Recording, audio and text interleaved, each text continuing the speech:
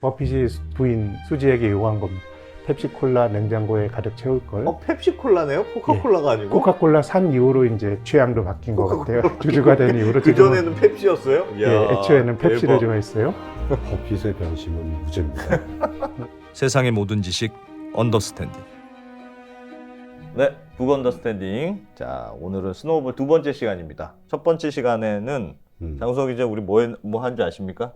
당연히 알죠. 뭐 했습니까? 버핏의 어린 시절. 투자자 이전에 소시적. 그 12살 때부터 투자했다는 워렌 버핏 이야기도 배웠고, 네. 또 벤자민 그레이엄과의 만남. 그래서 대학교 스승과 제자로 만나서 이제 어린 시절 보냈던 얘기까지 했고, 네. 오늘은 이제 두 번째 시간을 배워보겠습니다. 스노볼. 이거 어떻게 이기겠습니까? 이거는 우리 진짜 평생 읽을 수가 없어요, 이 책은. 두께만 봐도 그래서 오늘은 또 김학균 센터장님 모시고 버핏의 투자자로서 본격적인 이제 서막, 서막 1막의 인상 얘기를 이제 풀어주실 겁니다. 배워보겠습니다. 어서 오십시오. 네, 안녕하십니까? 네. 예, 우리 지난 시간에 워렌 버핏 그 유아 시절부터 대학생이 될 때까지. 네. 근데 워렌 버핏은 어렸을 때부터 투자를 아주 어린 시절부터 콜라도 팔고 네. 골프공도 주워다 팔고 주식 투자 시작한 게 12살인데요. 지난번에 말씀이 스노우볼의 한 350페이지 이야기고요. 350페이지 예. 읽었던 겁니까? 예, 오늘 한 300쪽 정도 오늘 말씀을 300쪽? 드리려고 합니다. 알겠습니다. 근데 이제 첫 번째는 버핏이 어렸을 때 얘기니까 예. 어떻게 보면 투자 신동이라고 말할 수가 있겠지만 네. 우리가 아는 주식 투자라든가 이런 것들은 이제 이번부터 전업 투자자로 버핏이 활동했던 시기가 오늘 말씀드릴 내용입니다. 시기적으로는 1953년부터 1969년까지 얘기니까요. 워렌 버핏이 1930년생이니까 23살 청년에서 39살. 2030 때 버핏의 삶을 살펴보는 그렇지. 거예요. 2030 천방지축 때. 2030인데 네, 저희는 영끌인데. 근데 영끌 같은 거 하지 말라는 얘기들이 중간에 많이 나옵니다. 예. 버핏의 네. 동료에게. 그래서 이 시기를 한번 복기를 해보면요. 오늘 말씀드릴 내용인데, 버핏의 아버지 하워드 버핏이 공화당 하원 의원에 3차례 당선됐다는 이야기 말씀드렸는데, 지난번에. 1952년부터 정치 낭인이 됩니다. 공화당에서도 배척당하고 하면서. 너무 셌다면서요. 그러니까 공화당의 주류와도 완전히 어긋났고, 특히 이제 1952년도에 아이젠하워 대통령이 공화당 대통령이죠. 두 번 네. 재선하는데 아이젠하워 대통령 반대편에서 이제 활동을 하는데 매우 올곧게 그려지기는 하는데 이분의 주장이 미국의 보수주의자들보다 조금 더 오른쪽으로 간 상당히 조금 이제 극우적인 주장을 하다 보니까 약간 트럼프였네요, 당시 트럼프. 그래도 트럼프보다는 많이 정상이라고 생각은 드는데 어쨌든 그러다 보니까 이제 아버지 버핏이 그 워싱턴에 있는 미국 의회가 있는 워싱턴에서 이제 오마하로 들어옵니다. 그래서 1953년에 아들과 아버지가 버핏앤버핏이라는 회사를 차리게 되고요. 아하. 그리고 일권 말미에 보면 스승인 벤자민 그레이엄이 운영했던 자산운용사 그레이엄 뉴먼에 예. 버핏이 지원을 했는데 그 벤자민 그레이엄이 거절합니다. 거절한 건 다른 의미는 아니고 벤자민 그레이엄이 유대인이거든요. 예. 유대인이 미국에서 조금 소외된 그런 걸 살다 보니까 야, 취직은 우리가 유대인 받아줘야 되지 않겠니? 라고 얘기를 했었는데 어쨌든 결혼이 생기면서 이제 그레이엄 뉴먼에 입사해서 이제 벤자민 그레이엄과 워렌 버핏이 한 회사에서 일하게 되고요. 그리고 첫째 아들 호이가 출생하게 되고요. 그리고 이제 1956년에 벤자민 그레이엄이 은퇴합니다. 그래서 이 돈을 그레이엄 뉴먼이라고 하는 자산운용사를 어떻게 운용할 거냐 얘기하다가 버핏이 맡아볼래 했더니 버핏은 그레이엄 없는 회사를 내가 할 이유는 없다고 생각해서 이제 오마하에 돌아와서 버핏 어소시에이츠라고 하는 주변의 지인들의 돈을 모아서 예. 운용을 하는 투자 동아리를 만들게 됩니다. 그래서 56년부터 남의 돈을 운용을 하고요. 또 오마하 대학에서 강의도 하고 또 1957년에는 그야말로 운명적인 소울메이트라고 할 수 있는 찰리 먼거와 만나면서 버핏의 투자 스타일이 완전히 달라지게 됩니다. 그리고 둘째 아들 피터가 1958년에 태어나고 아버지 하워드 버핏이 64년도에 이제 돌아가시게 됩니다. 버핏에게 굉장히 큰 충격이었고요. 버핏 재단 만들고 또 우리에게 많이 알려지고 장기간 버핏의 고민거리가 되는 버크셔 해서웨이라고 하는 직물회사를 65년도에 인수하게 되고요. 그리고 이제 67년도에 이건 뭐 조금 설명이 필요한데 버핏의 그 부인인 수지연이라고 하는 사람이 예. 이 당대로 보면 좀 진보적인 사람이었던 것 같아요. 60년대 후반에 미국의 인권운동 이런 것들이 막 벌어졌던 때 아닙니까? 네. 그래서 어떤 흑인의 인권 뭐 이런 것들을 그 버핏의 부인이 옹호를 하게 됩니다. 그래서 버핏이 아버지 영향을 받아서 굉장히 공화당 지지자가 되다가 이제 67년부터 버핏의 민주당 정치 성향이 쪽으로? 바뀌게 됩니다. 그 이후로도 마찬가지죠.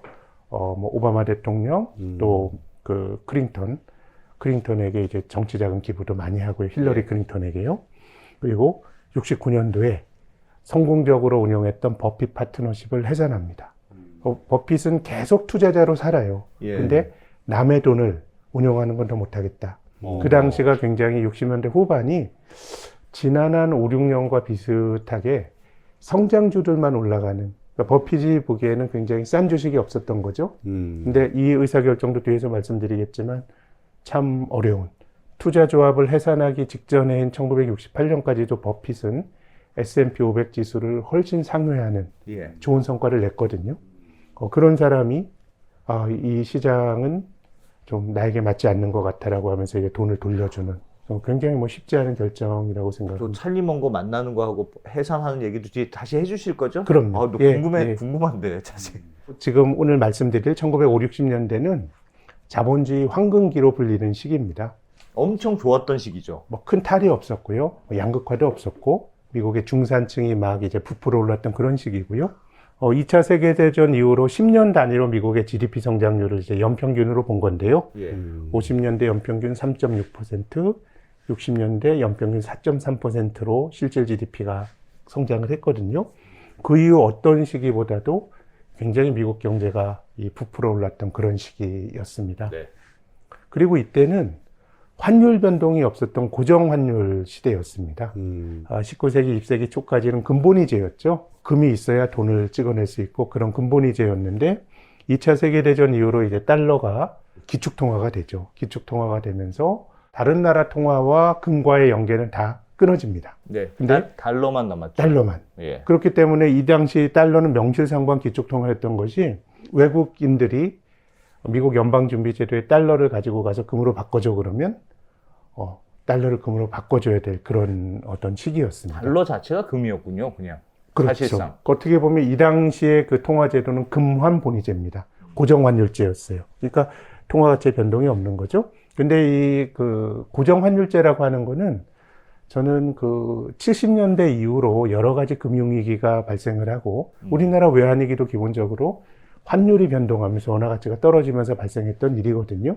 그렇기 때문에 뭐 환율 변동이 없다는 게 좋으냐 나쁘냐 저는 굉장히 안정적인 사람들이 환 변동에 신경 쓰지 않고 경제 활동을 할 수 있었던 그런 시기였었죠.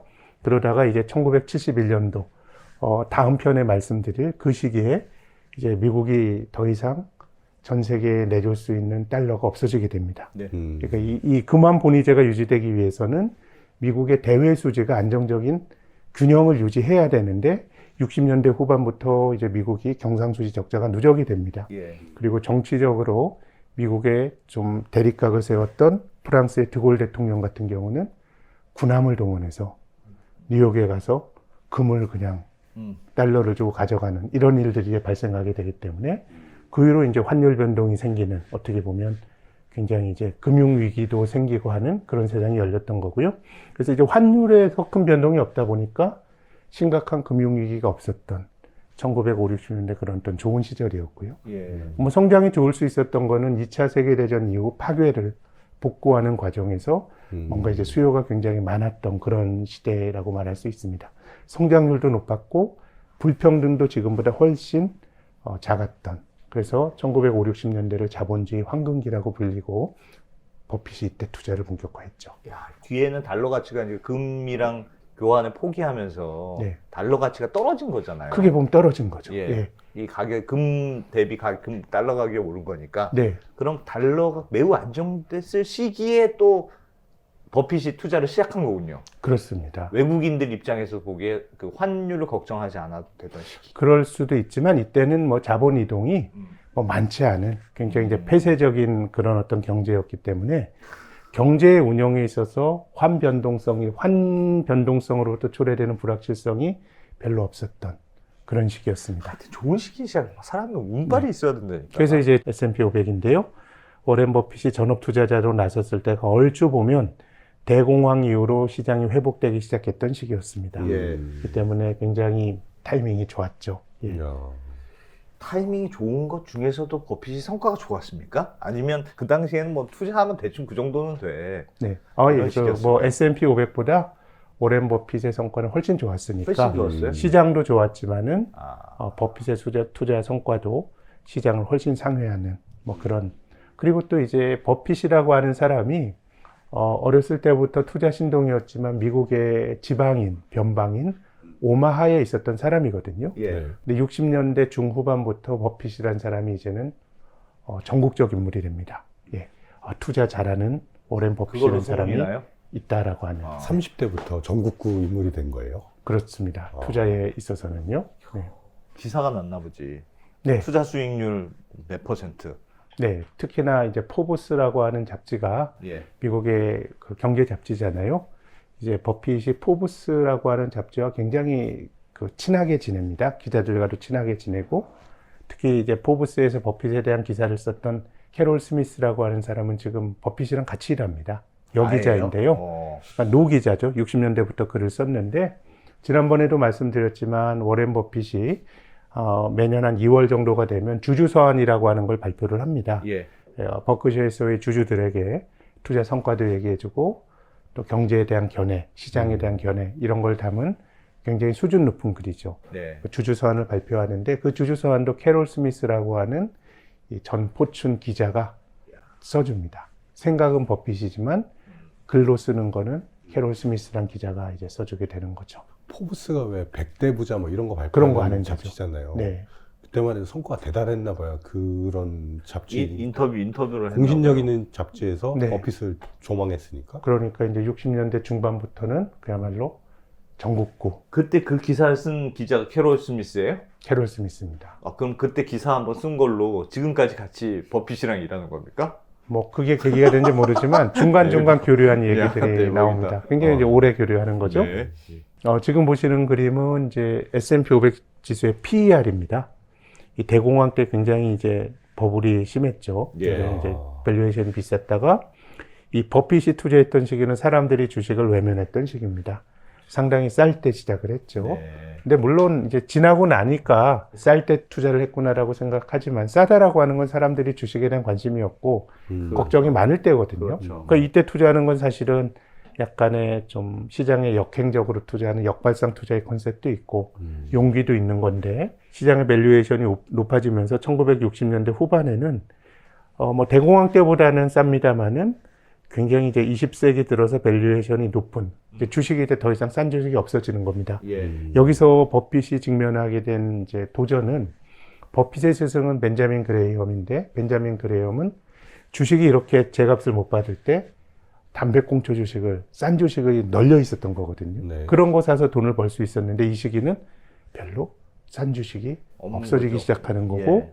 또 보기에 따라서는 주식이 굉장히 고평가돼서 거래가 됐기 때문에 버핏은 이때 투자를 타인들의 돈을 맡아서 운영하는 투자를 접습니다. 그때 말씀하셨던 게 저거군요. 네, 굉장히 뭐 66년의 고점이지만 이게 거의 뭐 60년대 후반까지 상당히 고공권에서 밸류에이션 형성이 되거든요. 그러다 보니까 담배꽁초 주식이 없어지고 버크셔 해서웨이는 1965년에 샀는데요. 예. 버핏이 그 주식을 사고 고생하면서 직물회사입니다. 굉장히 싸다고 샀는데 야 내가 한 모금 담배 빨고 버리려고 그랬는데 버크셔 해서웨이는 한 모금 빨아도 이게 안 나오는 굉장히 잘못된 꽁초를 샀다라고 이렇게 토로를 하거든요. 아하. 필터만 남은 거지, 필터만. 담배꽁초. 그 워렌 버핏과 벤자민 그레이엄 예. 그리고 벤자민 그레이엄과 찰리 멍거라는 사람이 워렌 버핏에게 영향을 많이 준 두 사람이거든요. 예. 버핏과 요 벤자민 그레이엄, 찰리 멍거 이야기를 좀 드리면 그레이엄은 기본적으로 싼 주식을 이제 사라고 얘기를 많이 했습니다. 예. 침이 축축하게 묻은 채 길거리에 버려진 소위 장초를 찾아서 먼지를 털어내고는 불을 붙이고 마지막 한 모금의 연기를 맛있게 빨아들인다. 근데 이제 벤자민 그레이엄의 증권 분석이나 이런 걸 보면 네. 이 사람도 기본적으로 알에 대해서는 굉장히 천착하는 사람이에요. 깊게 알아야 된다, 투자 대상에 대해서.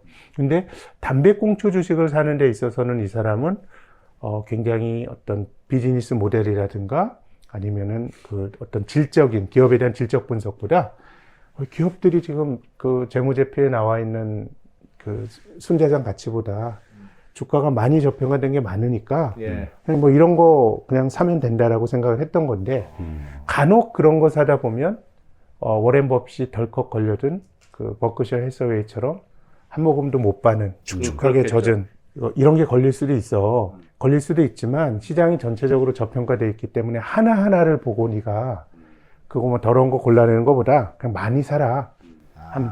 그래서 뭐 100개 정도 분산 투자를 했다 그래요. 그리고 분산 투자가 벤자민 그레이엄은 너무도 많이 이루어지다 보니까 예. 어떤 거는 상당히 큰 펀드를 운용했는데 개별 종목 하나는 예컨대 뭐 몇천 불짜리 그 분산도 했다 그래요. 그래서 싼 주식을 광범위하게 사라라고 하는 게 벤자민 그레이엄의 주장이었죠. 표현도 되게 웃기네요. 일정 꽁초들은 더러워서 입에도 대지 못한다. 네. 버려진 것들이 있으니까 네. 이런 거 그냥 주워다가 하면 그 중에 한두 개는 꼭 대박 나는 거 있지 않겠니? 뭐 이런 거네요. 근데 이때는 100개 중에 한두 개 대박 나는 게 벤처 캐피탈과 예. 같은 거라 그러면 버핏과 벤자민 그레이엄의 발언들을 보면 워낙 시장이 주식에 대해서 사람들이 외면을 해서 밸류에이션 싸게 거래되는 게 많아서 아마 제 느낌엔 100개 중에 한두 개 대박이 아니라 100개 중에 한 한두 개 망하고? 8, 90개 되고 나머지 것들을 피한다라는 정도로 이때는 어떻게 보면 물반 고기반이었던 시절이었죠. 네. 네, 결국은 이제 주식시장의 밸류에이션은 투자자들의 그 열기와 거의 반비례하는 것 같아요.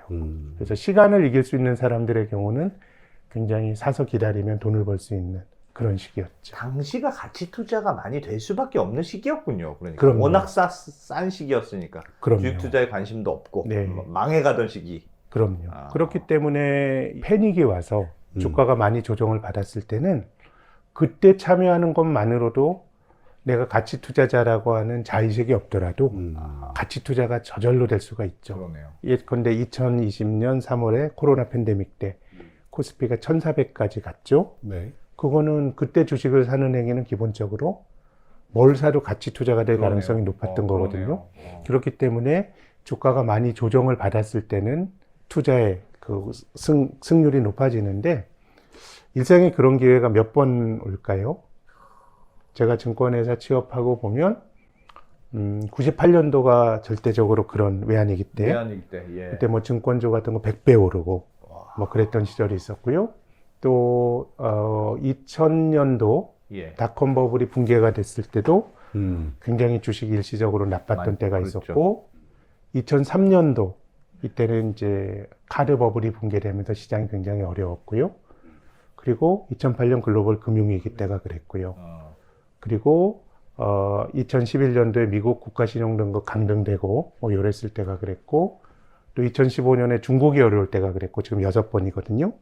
그리고 2018년도 그랬고 2020년도 그랬고 그러면 이제 8번이에요. 네. 그러면은 제가 그 증권에서 와서 한 27년 정도 다녔는데 8번이면은 한 3년 반에 한 번씩은 기회가 오는 거거든요. 그러네요. 그럼 이게 시사하는 바는 센터장님은 네. 엄청 부자가 되셨어야 된다. 아니 뭐 그거는 아니고요. 그건 뭐 이제 용기가 있고 그럴 만한 예. 자질이 있어야 되는 건 저는 뭐 그런 자질은 아닌 것 같고 예. 우리가 일반적으로 이거 아니면 아니다는 없는 거죠. 소소하게 한 3년 반에 한 번씩은 기회가 있다. 오니까 기회가 온다. 어떻게 보면 이 벤자민 그레이엄식으로 투자를 하더라도 뭘 좀 투자라는 게 하려고 하는 것보다 기다리는 것도 투자라고 봐요. 예, 절호의 기회가 오는 그런 식인데요. 근데 이 워렌 버핏은 벤자민 그레이엄과 조금 성격이 다릅니다. 특히나 이제 찰리 먼거를 만난 이후에는 이제 버핏은 찰리 먼거를 만난 이후에 이 비즈니스 모델이라고 하는 것에 대해서 이제 눈을 뜨게 됩니다. 정말 예. 좋은 회사, 아하. 좋은 회사를 그래서 약간의 질적 분석이 결여된 채로 장부 가치만 보고 저평가된 걸 100개 사는, 어떻게 보면 벤자민 그레엄의 투자와는 완전히 이제 결별을 어느 정도는 하게 됩니다. 예. 벤자민 그레엄으로부터 이제 그 버핏이 배운 거는 안전마진이란 개념은 이제 계속 배웠죠. 어쨌든 네. 내가 생각하는 가치보다 상당히 안전마진을 싸게 사서 안전마진을 확보해야 된다는 생각은 가지고 있었지만, 담배꽁초를 사야 된다라고 하는 거는 특히나 이 60년대에 아메리칸 익스프레스라고 하는 버핏이 돈을 굉장히 많이 벌었던, 아주 큰 돈을 벌게 했던 투자를 하고, 또 담배꽁초 사서 정말 장기간 고생했던 버크셔 해서웨이, 이런 것들이 이제 비슷한 시기에 벌어진 투자였거든요. 그러다 보니까 계란을 한 바구니에 담아도 된다라는 담아도 된다고 생각하기 시작한 거군요. 그렇습니다. 괜찮은 회사라면. 집중 투자를 하고, 또 상당수 가치 투자자들은 이런 철학을 갖고 투자를 하는 것 같아요. 왜냐하면 이제 벤자민 그레엄이 그럴 수 있었던 거는 시장이 전체적으로 저평가될 수 있기 때문에 예. 사실 뭘 사도 벌 확률이 높았고, 거기에다 장부 가치 대비 저평가라고 하는 아주 단순한 기준 하나만 덧붙여도 돈을 벌 수 있었던 게 대공황 이후의 시기였던 거거든요. 예. 근데 이제 주가도 많이 올라오고 하면서 더 이상 싼 주식이 없어졌을 때는 기업의 비즈니스 모델이나 이런 것들을 알아야 되는 거고, 그래서 결국은 그 가치 투자라고 하는 거는 내가 잘하는 종목이 중요한 거거든요. 근데 사실은 많은 걸 다 알 수 없어요. 오렌 버핏도 그런 말 하거든요. 주식 오타쿠고 거의 주식에 대해서만 연구를 하지만 내가 모르는 영역이 존재하는 거거든요.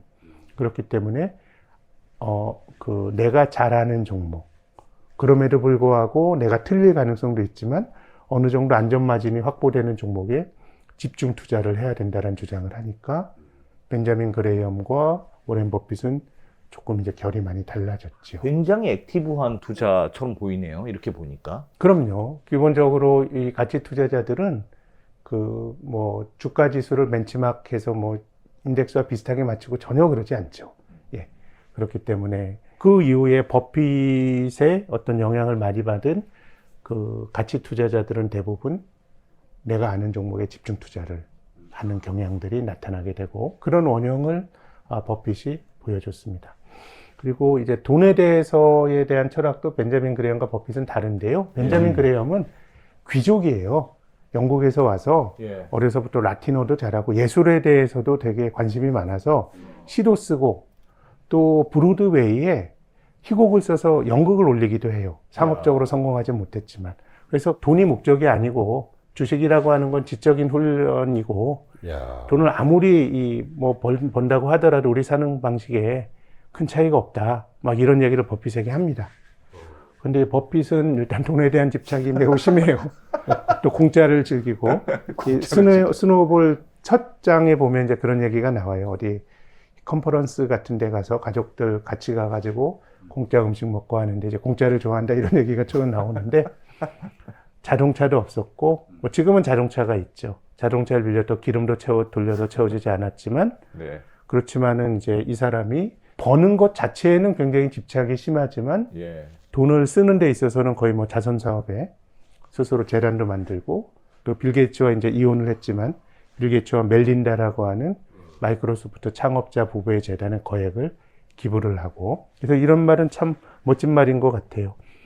이제 버핏도 자녀들에게 이제 증여를 하는데, 자녀들에게 뭐라도 시도할 수 있으나 그것만으로는 충분하지 않은 정도의 재산만을 상속하겠다. 이런 얘기를 합니다. 그래서 버는 과정에 있어서는 좀 심하네. 이렇게 돈 많은 사람이 그런 생각이 들지만, 또 쓰는 거는 쓰는 데 정성처럼. 있어서는 굉장히 또 다른 일면이 보이는. 뭘까 그런 차이를 만들었을까요? 벤자민 그레엄은 원래 부유한 집안 출신이고 귀족 출신이고 네. 버핏도 그렇게 어려운 집안 출신은 아니었던 것 같아요. 근데 벤자민 그레엄의 아버님이 아마 골동품상 같은 걸 했을 텐데 개인의 기질 차이도 있고, 예. 버핏은 상인 집안이에요. 동네 할아버지가 동네에서 식료품점을 했었거든요. 그래서 이 상인 마인드가 굉장히 강했던 그런 사람인 것 같습니다. 그리고 이 사람들이 투자를 하면서 특히 가치 투자자 입장에서는 이제 주가가 가치보다 저평가되어 있는 종목을 사는 거 아닙니까? 예. 근데 이제 매우 흥미로운 것은 벤자민 그레이엄이나 워렌 버핏이나 투자를 하면서 주주 행동주의 같은 거 하는 게 좀 나옵니다. 이 벤자민 그레이엄이 이게 1940년 정도 일인데 노던 파이프라인이라고 하는 이 회사가 송유관 하는 회사인데 이 회사가 이제 철도 채권도 굉장히 많이 보유하고 있는데 벤자민 그레이엄이 주총 같은 데 가서 현금과 주식 배당을 이끌어냈고 또 워렌 버핏은 그 샘본 맵이라고 하는 회사인데요. 이 회사도 굉장히 과도한 유보고 또 이사회 한번 이 사람이 갔는데 굉장히 비싼 시가를 그 이사들이 피웠나 봐요. 회사 돈으로. 그러니까 야, 내 돈이 이렇게 썩는구나 분개를 해가지고 역시 배당 확대를 이끌어냈고 댐스터 밀 매뉴팩처링이라는 회사는 이건 그 풍력 회사입니다. 풍차 만드는 회사인데요. 역시 비슷한 컨셉인데요. 현금 배당 확대를 이뤄내서 그래서 주가가 저평가되는 거는 글로벌 금융위기 때나 대공황 때처럼 쇼크가 발생해서 사람들이 주식 투자를 외면할 때 전체적으로 싸지고 그때가 기회가 되고 주주들에게 지배구조가 친화적이지 않을 때 주식이 저평가되거든요. 이런 어떤 주주 행동주의 이런 것도 한국도 전 세계적으로 굉장히 주식이 싼 그 나라이기 때문에 어느 정도는 제값을 받기 위해서는 행동주의라든가 뭐 이런 것들도 필요하지 않은가. 근데 이게 사실 1940년대 벌어진 일이고요. 워렌 버핏은 거의 1960년대에 벌어진 일이거든요. 그러니까 미국 주식의 장기 성과가 좋았던 거는 기본적으로 기업의 그 부를 주주 중심적으로 환원하고 하는 이런 어떤 문화적인 전통도 있었다라고 생각합니다. 저게 매우 특이한 거였어요? 당시에 저런 주주 행동주의가 있었습니까? 거의 이게 특이한 건지는 잘 모르겠지만 어쨌든 그 벤자민 그레이엄이나 워렌 버핏과 같은 이런 이 사람의 경우는 상당히 그 장부 가치 중심의 투자를 하는 사람이었거든요. 그런 거라 그러면 뭐 많았다라고 말하기는 어렵지만은 상당히 이런 게 좀 수용될 수 있는 분위기는 미국 증시가 만들어져 있었고 뭐 과하게 주주들 중심으로 이제 부가 재편이 되고 이런 거는 뭐 좀 과하면 문제가 될 수도 있겠지만은 어쨌든 미국 시장의 행동주의와 그럼으로써 주주 가치가 재평가받는 이런 사례들은 워렌 버핏과 벤자민 그레이엄의 그 투자 역사를 보더라도 좀 나오는 것 같습니다. 네, 드디어 이제 버핏 어소시에이츠라고 하는 거를 만듭니다. 처음으로 이제 외부 돈을 받는 거죠. 네, 근데 이제 굉장히 중요한 게 버핏은 누구 돈을 받을 것이냐에 대해서 고민을 너무 많이 했습니다. 이때만 하루 버핏은 내가 투자를 잘할 수 있다라고 하는 자신감으로 충만했는데, 근데 이 가치 투자라고 하는 거는 약간의 시장 역행적 투자가 있는 거예요. 가치를 못 알아줄 때 싸게 사는 거니까 뭐 대중들과 같이 가는 그런 투자는 아니기 때문에 어떻게 보면 나의 철학을 잘 지켜줄 수 있는 그런 사람들이 필요하거든요. 그래서 최초에 버핏이 돈을 받아서 투자했던 거는 버핏 어소시에이츠라고 하는 회사를 만듭니다. 근데 동업자 7명입니다. 이 동업자가 주변에 사는 의사, 또 자기 누나 이런 사람들 돈입니다. 그러니까 어떻게 보면 자기를 전적으로 믿어주고 시장이 변덕이 있다고 하더라도 이거를 견딜 수 있는 돈을 가지고 만들게 됩니다. 또 오마에서 운영을 하고요. 근데 이제 이때만 하더라도 대학 졸업장을 가진 사람이 오마라 그래도 자기 집에서 일하는 거거든요. 그래서 그 대졸자가 그 번듯하게 직장 나가는 게 아니고 집에서 일하는 거에 대한 약간의 어떤 사회적으로 조금 낮춰보는 뭐 그런 분위기가 있었다라 그래요. 재택근무의 선구자인데. 그러게 재택근무의 선구자인데. 그래서 저는 계속 느끼는 게 금융시장에는 너무 자극이 많은 것 같아요. 너무 이 변하는 주가를 많이 보면은 사실은 저는 별로 답이 안 나온다고 보는 쪽이거든요. 뭐 주가 본다고 무슨 답이 나와. 주식이라고 하는 거를 결국 이게 가치 투자와 모멘텀 투자의 그 철학적 차이인데요. 모멘텀 투자는 본질이 그냥 주가 자체가 주가 시장이라고 하는 비교적 합리적이고 올라가는 주식에 내가 쫓아가면 된다라고 하는 올라가는 주식은 그만큼 이유가 있다는 생각도 있고 또 한편으로는 이 포트폴리오 투자라고 하는 거는 뭐 올라가더라도 이게 뭐 고평가 됐더라도 나만 팔고 나오면 된다라는 생각 이런 것들이 이제 모멘텀 투자고요. 그래서 저는 이 세상에 존재하는 투자자의 90%는 모멘텀 투자자라고 봅니다. 알게 모르게 간에 주가가 올라가게 되면 사람들이 주식시장 돈이 들어오잖아요. 예. 그러니까 주가 자체가 모멘텀이 되는 건데요. 이 가치 투자자는 약간의 이제 지난번에 말씀드렸습니다만은 시장이 늘 합리적인 건 아니다. 시장은 미스터 마켓인데 시장이 울중에 빠졌을 때, 달아올랐을 때는 오히려 조심해야 되고 울중에 빠져서 주가가 많이 조정을 받을 때 기회를 보는 거거든요. 그러다 보니까 기본적으로 가치 투자자들은 가격을 많이 보진 않는 것 같아요. 투자 대상인 기업. 예. 왜냐면 가격이 늘 합리적이진 않다라고 생각하니까요.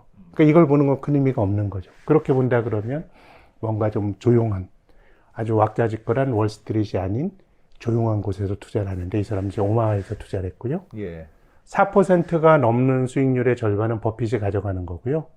4%까지 수익률은 4분의 1은 버핏이 가져가고 마이너스 손실은 영구적인 버핏의 부채예요. 한번 손해를 봐서 배당을 무조건 못해주면 4%는 보장해주겠다는 네. 뜻입니까? 근데 예를 들어서 4% 한 해에 4% 깨먹었다. 마이너스 4% 깨먹으면 그 다음에는 8%를 벌어줘야 되는 거예요. 오. 벌기 전까지는 자신은 더 많이 안 가져가는 겁니다. 아. 근데 이 4%라는 게 실은 뭐 지금 보면 굉장히 낮잖아요. 워렌 버핏과 같은 이런 그 투자의 규제가 4%를 허들로 삼는 거는 그런데 근데 이때 이제 대공황이 있었던 시기입니다. 예. 그래서 버핏이 남해 도는 게 56년인데요. 56년 기준으로 직전 30년의 다우지수의 연율화 수익률이 3.9니까 한 4%였고요. 그리고 20세기 들어와서 1950년까지의 연율화 수익률은 3.7이니까 이런 것들이 고려되었지 싶습니다. 당시 은행 예금금리가 훨씬 더 높지 않았습니까? 이건 왜 그러냐면 네. 대공황 때 주식이 한번 폭삭 내려앉아가지고 25년을 까먹어서 그래요. 왜냐하면 이제 주가가 추세적으로 이렇게 쭉 올라간다 그러면 사실은 이거보다 성과가 좋았을 텐데 네. 대공황 직전에 다우지수의 고점이 1929년 9월이었거든요. 이걸 다시 넘어간 게 1954년입니다. 25년이 지났던 거예요. 이때 주식 산 사람은 그러니까 25년 동안 주식이 기본적으로 못 오른 마이너스네. 거예요. 이제 그러다 보니까 아, 이제 대공황이 들어가 있다라고 말할 수가 있고요. 하나는 그거고 또 하나는 당시 은행 예금이 높았으면 저 뭐 연율로 하면 3.9%지만 투자자 같은 경우에는 4% 수익으로 만족하지 못했을 수도 있을 것 같다는 느낌이 들어서 4%는 미니멈이니까 미니멈. 네. 그리고 또 예를 들어 4% 벌었다 그러면 네. 버핏은 한 1%만 가져가는 거예요. 물론 이제 사람들의 투자 자금의 1%를 가져가는 거니까 적다고 말하기는 어렵지만 기본적으로 이제 4%가 넘어야 버핏도 그 넘어가는 이익이 수의 되고. 절반은 가져가는 거니까 4%는 어떻게 보면 굉장히 소박한 최소한의 투자 수익률이라고 말할 수가 있겠죠. 늘 저도 개인적으로 고민하는 게 가치 투자라는 게 맞는데 내가 누군가 가치 투자, 워렌 버핏 같은 훌륭한 사람한테 맡길 수만 있으면 맡기긴 하겠으나 맡겼는데 언제 될지 모르는 거잖아요.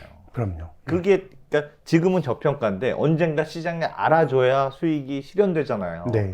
그럼 언제 시장에서 알아줄 거냐? 네. 내가 얼마나 그러니까 최선은 가치 투자자의 최선은 너무 일찍 알아봐도 안 되고 네, 네. 사람들이 알아보기 직전에 내가 먼저 알아봤는데 마침 그 다음에 네. 뭐 이렇게 짠 알아봐서 주가가 확 튀어야지만 성공한 투자자인데 한 10년간 못 알아봐 사람들이 진짜 괜찮은 회사긴 한데 그럴 수도 있잖아요. 그럴 그러니까 수도 있죠. 그 시간이 얼마나 걸릴지 모르니까 야 제가 보기에는 저 4%도 매년 4%라고 하더라도 4%안 되면 내가 책임질게. 그거 엄청 무서운 말 같습니다. 그렇게 들으니까 또 적은 그럼요. 퍼센테이지가 아니에요. 그럼요. 네. 그래서 이게 예전에 1950년대 초에 이 워렌 버핏의 스승인 벤자민 그레이엄이 미국 의회에 갑니다. 그래서 뭐 그 당시엔 의회에서 이런 얘기까지 했던 것 같은데 당신은 저평가된 주식을 사서 기다리게 어떻게 돌아오는 건가요? 언제 돌아오는 건가요? 라는 얘기를 했는데 예. 의원의 질문에 벤자민 그레이엄은 잘 모르지만 뭐 그런 경향은 있는 것 같습니다라는 얘기를 했거든요. 예. 그래서 이것도 역시 뭐 답이 있는 건 아닙니다. 그러다 보니까 이제 가치 투자자들은 레버리지를 높여서 투자하면 안 되고 계속 한없이 기다린 금융비용이 계속 갈 수도 있는 거고 예. 또 이 저평가라고 하더라도 이게 뭐 저평가 더 깊어질 수도 있는 거거든요. 그래서 기본적으로 가치 투자는 기다릴 수 있다는 게 전제가 되는 거예요. 근데 이제 내가 외상으로 주식을 사게 되면 어떤 하방 변동성에 내 포지션이 청산이 될 수도 있기 때문에 어떤 레버리지를 일으켜 사는 거는 가치 투자자들이 권하지 않죠. 예. 이 밑에 있는 건 뭐냐면 버핏 어소시에이츠라는 걸 만들고 주변에 있는 지인들이 자꾸 내 돈도 맡아줘 해가지고 뭐 버핏 펀드, BC, 언더우드 파트너십 이런 것들이 계속 생깁니다. 아하. 이 투자자들은 한 서너 명 정도 되는 투자자들이에요. 예. 그러다가 1961년에 최초의 버핏이 돈을 모아서 투자했던 버핏 어소시에이츠와 이 밑에 있는 이런 것들을 다 합쳐서 버핏 파트너십이라고 하는 게 만들어집니다. 1961년부터 이제 돈을 모아서 운영을 하게 되는 거기 겁니다. 있는 사람들도 다 돈 벌었을 거 아니야. 버핏 아는 사람들. 야, 다 돈 진짜 벌었죠. 진짜 예, 부럽다. 다 돈 벌었죠. 그리고 또 앞서서 이제 주가가 어느 정도 밸류에이션이 정상화된 시기라 그러면 네. 사실 싼 주식을 사더라도 이게 아주 싸진 않을 가능성이 있는데 이제 앞서 말씀드린 것처럼 이 버핏이 투자했던 이 시기는 크게 보면 대공황 이후로 주식시장이 한 25년 정체 내지 조정을 까먹으면서 올라갔던 시기이기 때문에 기다림의 시간은 길지 않았고요. 물론 이제 그런 종목들을 잘 고른 워렌 버핏의 뭐 능력 때문이라고 볼 수도 있을 것 같습니다. 예. 근데 버핏이 투자 말고는 뭐 할 줄 아는 게 거의 없는 것 같아요. 그래서 버핏은 돌봄을 받아야 할 또 하나의 아이고요. 아하. 버핏이 부인 수지에게 요구한 겁니다. 펩시콜라 냉장고에 가득 채울 걸. 펩시콜라네요? 코카콜라가 아니고? 코카콜라 산 이후로 이제 취향도 바뀐 것 같아요. 주주가 된 이후로. 그 전에는 펩시였어요? 예, 애초에는 펩시를 좋아했어요. 와. 또 스탠드에 전구를 갈아 끼고 뭐 남자가 해도 되는데 네. 부인한테 하고 저녁 식사로 감자를 곁들인 고기를 준비할 것. 근데 가루 안 넣었으면 맛있을 필요는 없습니다. 소금통에 소금을 가득 채워둘 것, 팝콘을 둘 것, 냉장고에 아이스크림을 채워둘 것. 뭐 언뜻 보기에도 이렇게 건강한 식단은 아닌 것 같은데 예. 정말 아이 같은 입맛이었나 본데. 심지어는 버핏의 이발까지 수지가 담당을 합니다. 예. 이발사가 가위를 대는 거에 대해 버핏이 굉장히 두려워했다라고 하는 이야기가 나옵니다. 좀 겁도 많고 지난번에 말씀드린 굉장히 소심한 사람입니다. 그래서 이제 버핏은 주식 분석에만 이제 전념을 하는데 이 그 수지 부인이 이제 버핏의 직업을 적어낼 때 시큐리티 애널리스트라고 쓰고 냈는데 사람들은 보안 전문가로 알았다 뭐 이런 얘기도 나오고요. 네. 근데 이 수지라고 하는 사람은 굉장히 리버럴이에요. 어떻게 보면 60년대에 이 뭐 우드스탁 예. 페스티벌이나 아니면 히피 문화 히피 문화 그런 것들이 그래서 흑인과의 교류에 신경을 많이 쓰고요. 그리고 오마하에서 흑인 인권 운동을 하기도 했고요. 이러면서 어떻게 보면은 버핏이 이 민주당으로 그 지지 정당을 바뀌게 되고요. 그리고 다음 자유로운 영혼인 게 앨범도 냅니다. 노래도 할 정도로. 그리고 사는 곳도 오마하에서 캘리포니아로 옮겨가서 살게 됩니다. 그런 어떻게 영향이 보면 있었군요. 약간의 이제 좀 이제 히피와 같은 아주 자유로운 영혼을 가진 사람이고 예. 그에 비하면 워렌 버핏은 진짜 너무 재미없는데요? 조금 정적인 사람이죠. 투자밖에 모르는 사람이고.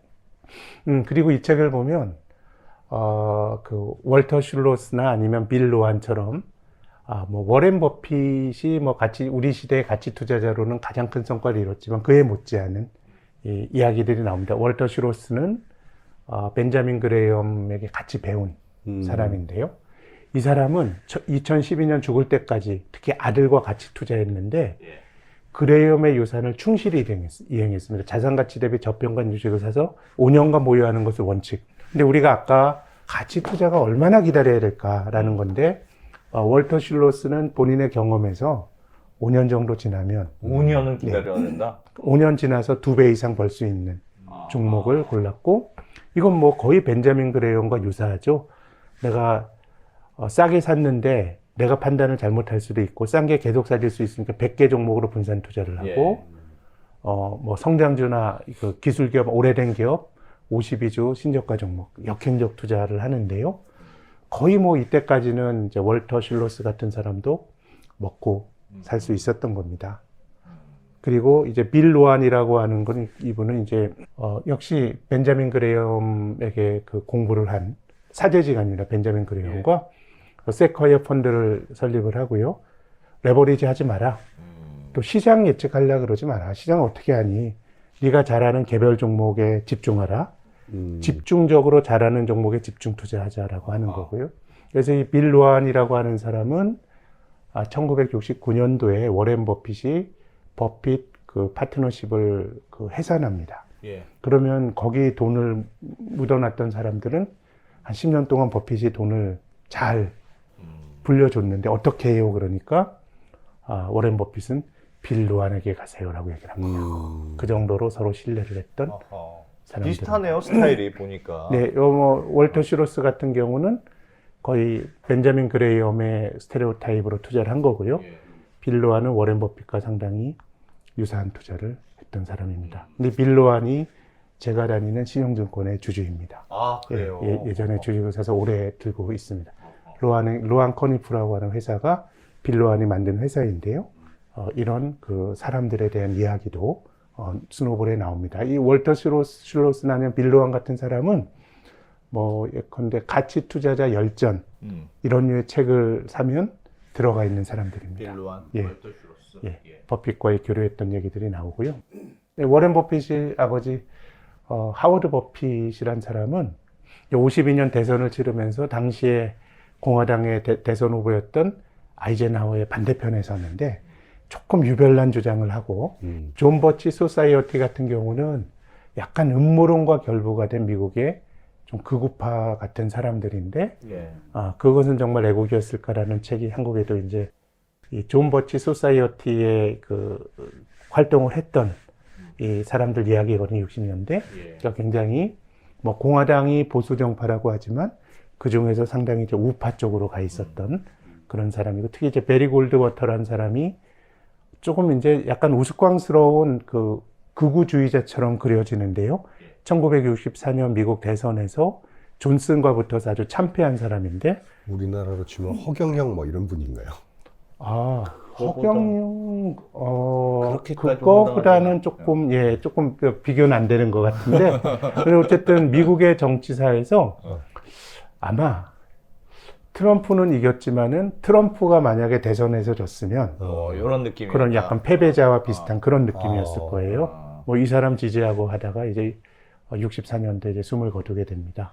근데 이제 버핏이 아버지가 돌아가시고 나서 머리가 이렇게 듬성듬성 두 군데 빠질 정도로 충격을 많이 받았다 그럽니다. 버핏이요? 근데 그리고 아버지가 돌아가실 때 장례를 치르는 것도 버핏은 너무 마음이 아프고 겁이 나서 잘 못하고 그 모든 절차를 수지가 했다라고 하는 이야기도 스노우볼에 나옵니다.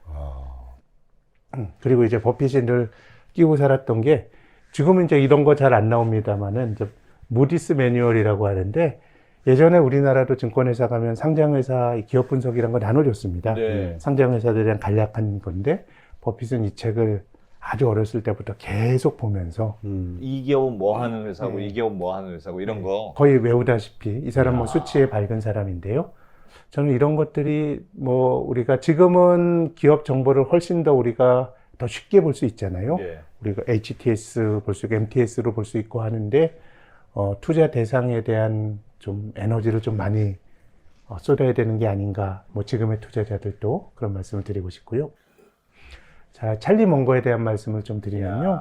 드디어 나왔네. 찰리 멍거가 지난 11월 말에 이제 세상을 떴죠. 예. 또 돌아가셨는데 찰리 멍거는 워렌 버핏보다 5살 많습니다. 1925년생인데 버핏과 1957년에 만나는데 이 만나기 직전에 찰리 멍거의 개인사는 굉장히 불행한 사람이었습니다.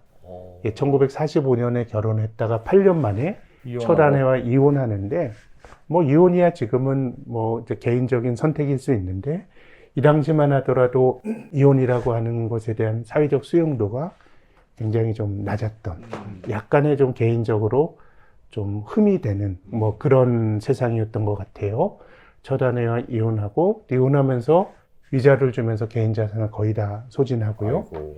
또 이혼 직후 막내 아들이 백혈병으로 아이고야. 죽습니다. 그러니까 굉장히 인생이 힘들 때요. 힘든 사람이었던 겁니다. 몽고도 오마하에 살고 있었습니까? 애초에 태어난 건 오마하입니다. 오마하에서 동향이구나, 동향. 특히나 그 워렌 버핏의 할아버지가 오마하에서 식료품점을 했다고 말씀드리지 않았습니까? 네.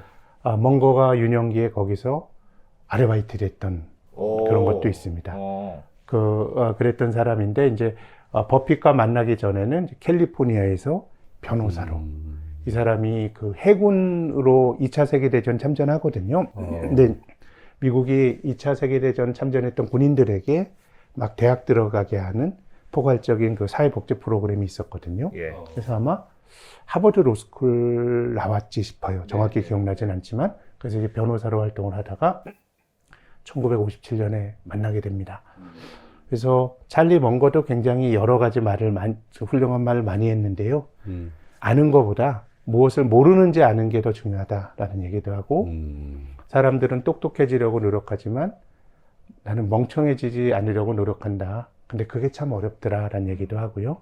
또 이게 굉장히 어떻게 보면 그 벤자민 그레이엄의 철학과는 반대가 되는, 무난한 기업의 주식을 싸게 사는 것보다 좋은 기업의 주식을 제값 주고 사는 게 낫다라는 얘기를 합니다. 밸류에이션이 싸지 않은 기업이 있다고 하더라도 기업 이익이 계속 늘어나게 되면 결국은 밸류에이션 부여하게 되는 펀더멘탈은 개선되는 거거든요. 그래서 이제 찰리 먼거는 비즈니스 모델을 보고 이제 사야 된다라는 거고, 그래서 그레이엄의 약점은 미래에 대해서 너무 겁이 많았다라고 찰리 먼거가 말합니다. 근데 이제 그레이엄이 이 사람이 이제 투자했던 시기가 대공황도 있었고, 또 중앙은행이 생기기 전에는 금융위기가 주기적으로 나타났어요. 미국의 중앙은행 생긴 건 1913년이거든요. 그러다 보니까 그 벤자민 그레이엄이 살았던 세상은 위기가 주기적으로 나타났기 때문에 미래가 되게 불안했던 건데, 먼거는 조금 다른 해석을 하고요.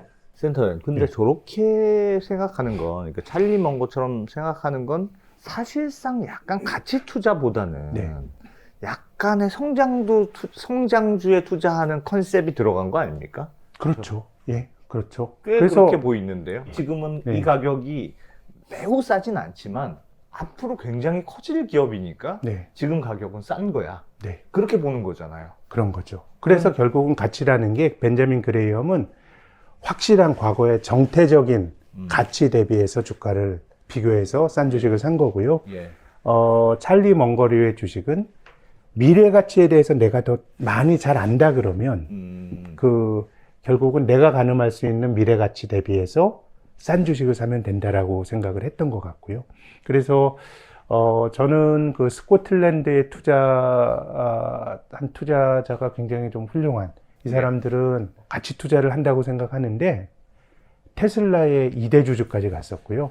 가치 이야. 투자자를 표방하는데. 예, 아마존 주식도 샀었어요. 근데 제가 생각에는 그 본질은 그 기업에 대한 알매 깊이예요. 그러니까 뭐 그냥 대충 올라가는 걸 쫓아가는 게 아니고, 그래서 벤자민 그레이엄과 비슷한 시기에 투자했던 필립 피셔라고 하는 사람은 네. 성장주 투자의 아버지거든요. 예. 근데 이 사람은 한 주식을 살 때 별의별 거를 다 물어봐요. 그러니까 뭐 경쟁사 인터뷰도 하고 회사 그만둔 사람도 물어보고, 그래서 이 사람은 성장주 투자에서 돈을 많이 벌었고, 예. 동시대에 벤자민 그레이엄 가치주 투자에 돈을 많이 벌었거든요. 예. 그래서 핵심은 알민 것 같아요. 아. 근데 이제 벤자민 그레이엄과 같은 과거의 정태적인 가치로 돈을 벌 수 있었던 거는 시장이 전체적으로 저평가되어 있으니까 돈을 벌 수 있었던 거고요. 예. 그렇지 않다 그러면은 뭔가 찰리 먼거와 비슷한 스타일로 접근을 해야 되는 거고, 지금의 투자자들도 저는 기본적으로는 과거의 정태적 가치보다는 먼거 스타일로 먼거류가. 가야 된다라고 생각합니다. 지금 환경에는 저게 더 맞는 것 같아요. 그렇죠. 싼 주식이 널려있던 시기가 네. 아니니까 지금은 조금만 좋아도 정보가 빨라서 그럼요. 사람들이 빨리빨리 알아보잖아요. 네. 지금은 미래는 누구도 모르는 거니까. 그래도 최소한 저도 한국 시장을 보면서 느끼는 거는 순자산 가치 대비 저평가된 주식을 그냥 사는 것보다 예. 뭔가 그 기업이 성장은 있는 주식, 성장은 있고 그 안에서 가치를 좀 싼 주식을 사는 게 맞는 것 같고요. 그래서 이 버핏이 굉장히 흥미로운 얘기를 했어요. 찰리 먼거를 만나서 먼거에게 영향을 받는 이행기에 놓여 있었다. 마치 청교도 개혁운동 시기에 사는 것과 비슷했다. 하루는 마틴 루터 킹 목사의 연설을 듣고 하루는 교황의 연설을 듣는 시기였다. 아하. 먼거가 킹 목사고 그레이엄이 교황이었다. 그래서 이 사람은 굉장히 기본적으로 그 알매 천착을 하고 내가 미래 가치를 잘 알려고 노력을 하고 그 가치보다 저평가된 주식을 사려고 하는 태도는 가치 투자자의 태도거든요. 그렇게 본다 그러면 역시 너무 많은 거를 하지 않는 게 중요한 것 같아요. 이런 종목이 내가 인생 살면서 얼마나 잘 나오겠어요. 내가 그 기업의 미래를 잘 아는 것도 어렵고, 예. 내가 그 미래를 잘 추정했다고 하더라도 그 가치보다 더 싼 것도 찾기가 어렵기 때문에 그래서 가치 투자자들은 확실히 생각은 많이 하고 행동은 적게 하는 게 돈을 벌 수 있는 덕목인 것 같습니다. 그러니까 벤자민 그레이엄은 내재 가치, 거의 뭐 정태적 가치예요. 그러네요. 그래서 미스터 마켓의 주가가 왔다 갔다 할 때 미스터 마켓의 울증에서 저평가된 주식을 사서 이때 가면 파는 거라 그러면 찰리 먼거는 동태적 가치예요. 기업의 내재 가치가 계속 증가하니까 아하. 주가가 왔다 갔다 하더라도 기업의 가치는 개선이 되는 거죠. 아하. 코카콜라, 아메리칸 익스프레스 이런 것들이 찰리 먼거의 영향을 받았습니다. 그래서 이 시기에 실제로 투자했던 케이스들을 보면 아메리칸 익스프레스는 워렌 버핏이 정말 큰 목돈을 정말 벌었던 그 주식인데요. 예. 1963년도 케네디 대통령이 당하기 바로 직전에 미국 언론의 헤드라인을 장식했던 거는 샐러드 오일 스캔들입니다. 이건 뭐냐면 샐러드에 들어가는 오일을 보관하는 창고가 있는데 누가 사기친 거예요. 그 창고 안에 들어가는 오일을 바닷물을 그냥 다 창고 안에 채워놓고 위에만 그 오일을 둥둥 뜨게 했던 거예요. 근데 아메리칸 익스프레스가 이 창고에 포함되어 있는 오일에 대해서 보증을 서준 거예요. 어허. 근데 이게 사기로 드러나니까 이게 이 창고는 파산 신청하고 아메리칸 익스프레스는 굉장히 수천만 달러 60년대 돈을 배상해 줘야 됐어요. 그러니까 주가가 68달러에 35달러로 급락을 합니다. 근데 이때 워렌 버핏이 계속해서 이제 막 알아보는 거예요. 아메리칸 익스프레스의 비즈니스 모델은 뭐지? 창고 투자해서 큰 돈을 날렸지만 여행자 수표와 신용카드를 쓰는 게 이 아메리칸 익스프레스의 비즈니스 모델이니까 예. 막 탐문도 해요. 사람을 풀어가지고 예, 우리 상점에서 계속해서 아메리칸 익스프레스 카드 쓰는지 봐라. 뭐 그런 것들을 보고 또 그 이전의 성과가 되게 좋았고 특히나 이 장기로 기업에 투자하게 되면 경영자의 도덕성이 굉장히 중요한데요. 근데 이때 그 아멕스의 CEO였던 클락은 선제적으로 내가 보상해 주겠다라고 하면서 했기 때문에 이 주식을 샀어요. 근데 이때 밸류에이션이 PER이 16배고 EV 에비타가 11배니까 그렇게 싸진 않았네요. 상당히 비싼 주식이었죠. 예. 저는 그 찰리 먼거를 만나지 않았다 그러면 워렌 버핏이 이 주식을 못 샀을 거라고 생각해요. 그래서 이제 이때부터 워렌 버핏은 비즈니스 모델을 보기 시작했고요. 그래서 그 위에 코카콜라라든가 최근에 애플이라든가 이런 기업을 샀던 어떤 가장 초기 투자 형태가 아메리칸 익스프레스였고요. 이제 버크셔 해서웨이는 꽁초 한번 빨려고 샀는데 빨아들일 것도 남지 않았던. 네. 근데 이건 실적 경제 불안정했고, 근데 나중에 후회하는 거예요. 이게 장부 가치가 높다고 생각했는데 기계 장치 같은 게 이게 노후화돼 있어 실제로 장부 가치가 높지도 않았고, 또 이제 장기 영업 환경의 변화, 그 직물업이라는 게 아시아 국가들에게 뒤처진다는 걸 이제 파악하지 못했다라고 하는 이제 반성을 하게 되죠. 이것도 역시 그냥 그 장부 가치만 보고 샀을 때 실패니까 요게 비슷한 시기예요. 아메리칸 익스프레스가 조금 먼저고 버크셔에서 한 게 조금 나중이니까 예. 어떻게 보면 그레이엄식에 투자를 했다가 실패를 한 케이스고요. 그 아메리칸 익스프레스는 먼거에 이제 그 영향을 받은 거죠. 네. 근데 이제 1960년대 후반 주식시장의 분위기는 이건 한번 읽어보시면 좋을 것 같은데요. 2, 3년 주식시장에 돈을 벌어본 것이 전부인 소위 전문가라는 사람들의 옷자락을 잡고 사람들이 주식시장에 막 돈을 아하. 투입시킨다.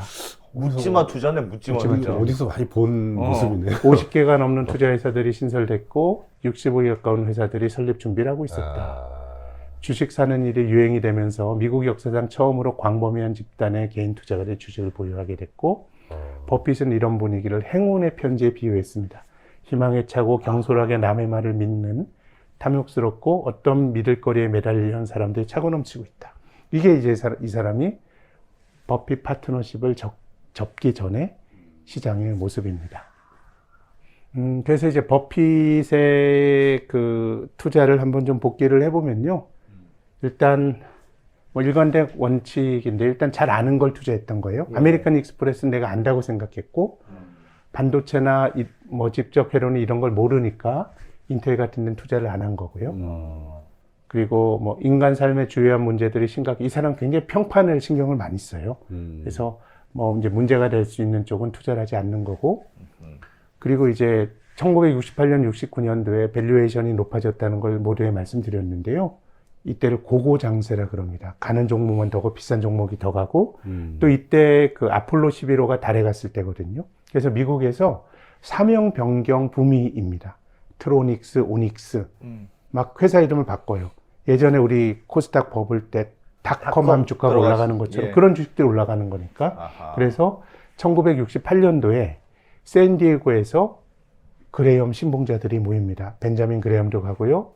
버핏도 가고요. 앞서 말씀드린 빌 로안도 가고 월터 실로스도 갑니다. 이 사람들이 모였던 거는 1934년판 증권 분석 한 곳만 들고 오라는 거예요. 그래서 많은 얘기를 했지만 너무 비쌌다라는 겁니다. 그렇기 때문에 버핏은 파트너십을 해산합니다. 나는 이런 시장 환경에는 맞지 않습니다. 그리고 영웅으로 남겠다는 생각에서 내가 제대로 알지도 못하는 게임을 잘해보려고 노력하다가 그동안의 수익률을 망쳐놓는 어리석은 짓을 저지르고 싶지 않습니다는 얘기를 했는데 굉장히 훌륭한 얘기인데 근데 보통은 우리가 어떤 거를 접을 수도 있는데 잘 나가더라도 일단 한번 좀 실패를 맛보고 그러고 접죠. 거기서 먼저 예. 끊으면 사실은 대부분의 사람에게 좋은 의사결정이거든요. 우리가 실수를 하는 거는 사실 성공의 경험이 실수로 이어지는 경우가 많아요. 세상은 바뀌는데 나한테 익숙한 쪽으로 하다가 그렇죠. 근데 워렌 버핏은 68년도까지 돈을 맡긴 사람들의 돈을 잘 벌어줬는데 이거를 끊는다라고 하는 건 제 생각에는 1만 달러가 26만 달러가 되는데요. 예. 26배네? 엄청나게 와. 많이 올랐죠. 와. 그래서 버핏은 이때 이미 뭐 1,000만 불 정도 60년대 통화 가치로 뭐 4% 넘는 건 절반 자기가 가져가는 거잖아요. 예. 그러니까 이제 거부가 됩니다. 그러면 투자를 접고 버핏의 그 부인인 수지는 버핏이 투자를 접는 거에 대해서 굉장히 기뻐합니다. 기뻐해요? 이제 와, 아빠 이제 역할도 사람으로 하고 돌아왔구나. 뭐 그래야 된다라는 어. 건데 네, 버핏은 계속 투자를 하죠. 남의 돈 돌려주고 남의 돈으로 투자할 정도까지는 안 되는 환경이라고 생각한 거군요. 그런 거죠. 그래서 이제 버핏은 명예 같은 거 되게 중시하는 사람이고 또 기본적으로 이게 역행적 투자고 60년대 버핏이 한 성과는 버핏의 전체적인 투자 커리어에서 보더라도 이례적인 성공이죠. 왜냐하면 그 이후에 버핏은 한 10년에 한 번 정도는 욕을 많이 먹습니다. 버핏의 신기도 떨어졌구나, 신통력이 없어졌구나 아하. 이런 얘기를 듣고 아하. 실은 가치 투자는 이제 그런 과정을 거치는 거거든요. 근데 60년대에 버핏이 아주 잘했던 거는 벤자민 그레이엄의 투자 방법이 먹힐 정도로 상당히 저평가된 시장이었기 때문에 굉장히 좋은 시절을 보냈던 겁니다. 알겠습니다. 와. 다음 시간에는 이제 버핏이 좀 고전을 하고 또 이제 버핏이 미디어에 관심을 많이 해서 이제 지역 신문사도 이제 인수하고 하는 건데요. 유명해지는 본격적인 시기입니까? 이제 이때부터 유명해지고 어. 이제 투자 말고 다른 쪽으로 관심을 넓혀나가는 이야기들이 다음에 나옵니다. 저는 근데 이번 시간에 진짜 제일 충격인 게 버핏이 펩시콜라를 뭐 하셨었다는 게 진짜 충격이네, 충격. 네. 충격과 공포. 왜요? 아니, 그동안 그 코카콜라는 완전 원래 좋아했던 건 펩시였는데 억지로 지금 코카콜라 먹고 있다는 뜻이잖아. 버핏의 변심은 무죄입니다. 코카콜라 뭐 주주가 되니 마시는 게 얼마나 기분이 우와. 좋겠습니까? 자기가 마셔야지 주가 올라가는데. 알겠습니다. 네, 고맙습니다. 네. 감사합니다.